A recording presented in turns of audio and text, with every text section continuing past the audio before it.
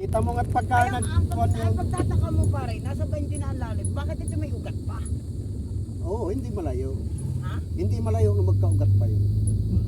Matagal na rin, matagal na pa. Ay, kung 100 years na eh. Baka di abot ng 100. Yung puno na mahigit 100 years, yung aming inanong puno. Sa tingin ko parang ano, parang Ay, ang inaano ko dun hanggang sa pinakamaliit na ugat ay sunog. Magaling na at mabait pare yung batay.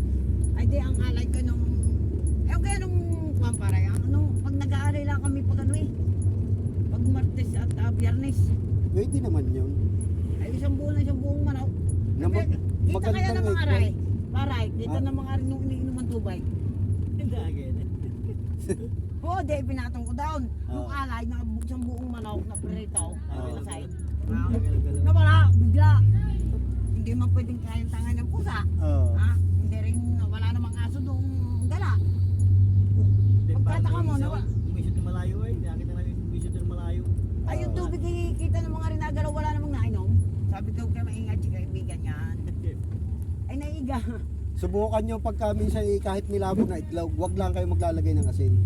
Nilabo na itlog na walang asin. Nilabong itlog, naman kasi. Oo.